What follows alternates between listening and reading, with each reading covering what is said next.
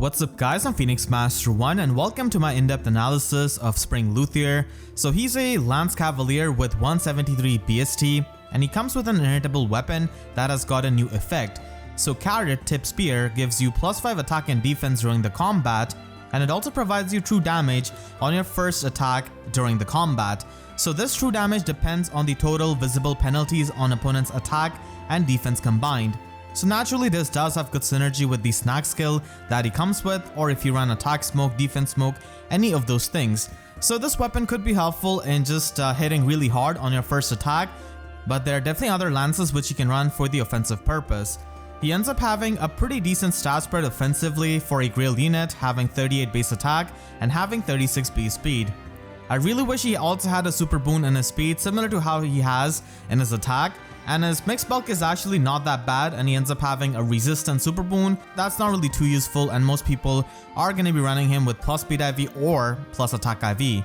Comparing his stat spread to the existing Lance Cavaliers, you can pretty much see how Petrine kind of beats him down even as a last gen Cavalier, due to the fact that she's got a preferred weapon in Flame Lance that does magical damage, has got beast effective damage, and is likely going to be getting a weapon refine eventually. Spring Luthier on the other hand doesn't really have that luxury, and Petrine ends up having a pretty competitive stat spread compared to Luthier and is also cheaper to build up because of being a Grand Hero Battle unit. Roshia is also a Gen 6 Cavalier just like Luthier, and he could be considered like a non-Grail version of Luthier that he could summon in the normal summoning pool, but still getting the copies of these kinds of demotes is often going to be pretty hard and is going to be taking you months, especially if you do not really summon really hard. So Roshia just trades up some resistance and speed for having extra physical bulk in that high defense. So Luthier can work out with this kind of offensive stat spread and his mixed bulk, but it's not going to be enough to make him stand out for the non-Luthier fans. Most people who are going to be investing into him are going to be largely the big Luthier fans who have been waiting for another alt of his, and it's finally here, so they're going to be investing into him.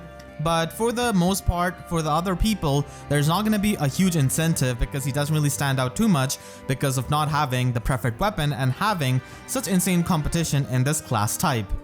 As for his fodder, he has got attack defense snack at 4-star, and this is not the best slot B skill on a lot of units because there are usually better slot B skills that you can run on a lot of the units. There's also the option of ruse skills and link skills. So it's not really going to be that useful of a skill, but I guess now we're just getting them on these Grail units. And his inheritable weapon could be useful, but there are a lot of really good inheritable lances as it is, so this is not going to be a top priority for most units, I would say. If you want to build up Spring Luthier on a budget, then you can simply go with his base kit and have his speed refined because he already gets the extra attack and defense from his weapon, and speed is something that he really needs. So that's why Blade Session Sacred Seal can also be really useful, and you can just run Moonbow. Any kind of smoke skill could be a good budget option, and here attack smoke pretty much does that. Slot C is honestly quite flexible, and you can also run a double solo skill build on him. This is available from the limited ephemera manuals, and we also have access to lull speed defense from that. So if you're not able to afford a Neo Tray skill, then you can definitely run the lull skill here, which is going to be helping you with the in-combat debuffs. But ultimately having a Tray skill on this kind of offensive Cavalier is always going to be helping you in several game modes. And this is a build which you can run in Summoner Duels if you're just trying to max out his favor level. And Carrot Tip Spear does have good synergy with the Cat skill because both of these skills require the debuffs on the enemy, and that's why it also has synergy with the Attack Defense Menace, which is definitely a bit more expensive, but it does activate 2 of these skills here and definitely gives you the true damage, which can help you in Summoner Duels to really nuke hard on the unit that is going to get debuffed on the front line. And Cat skill does provide him with the much needed attack and speed boost, and Neo Trace is pretty much going to be the premium option here, which is also now available in the Divine Code section. If you simply want to run him in the player phase, then Springy Lance Plus or Piercing Tribute Plus are going to be the options here because they give you the extra attack, and they can also give you extra effects like Piercing Tribute does have the partial null follow-up, which allows you to stop the auto follow-up attacks of the enemies, and Springy Lance pretty much gives you the debuff neutralization on our attack and speed. So you could run a player phase build, and for completely capitalizing on that, you can run Surge Sparrow and Attack Speed Menace. Definitely a really premium combo, but this does keep you healthy with those special triggers. And you can also run Ninja Naginata Plus from Ninja Male Korin, as this can provide you with the quad attacking potential. And again, this kind of player phase build is going to be focusing with skills like Surge Sparrow and Blade Session to get the most offenses that he can get. And finally, if you do want to run him in Arena, then Unbound Lance Plus is really good here because you can pretty much ignore the visible buffs of the common opponents here. So that's why I feel like it is going to be a lot better than his default inheritable weapon, and you can just run B-Dual Cavalry 4 with the Near Trace skill.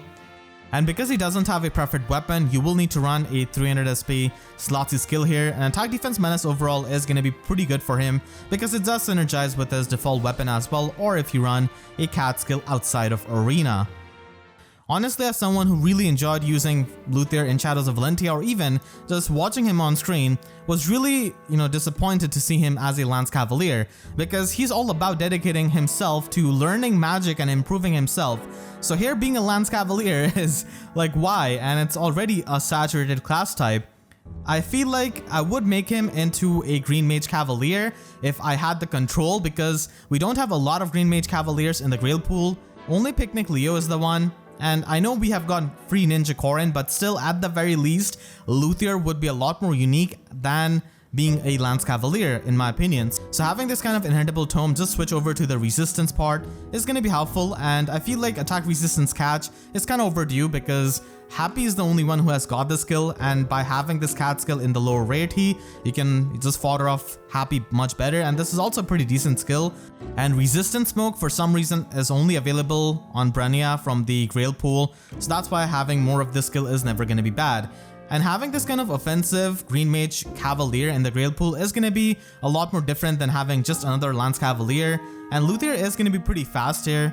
Picnic Leo and Cecilia, which are the other easily available, Green Mage Cavaliers, are pretty slow overall. So let me know in the comments what you think about my theory craft, and if you enjoyed, then make sure to leave a like and a comment, helps me tremendously. And if you really enjoyed, you could always support me directly by using Super Thanks or by becoming a YouTube member. And for more Fate analysis videos, make sure to subscribe and hit the notification bell, because YouTube sub boxes are about as functional as the true damage from his weapon if the enemy has no debuffs. So with that said, I'll see you guys next time. Thank you so much for watching and have a great day.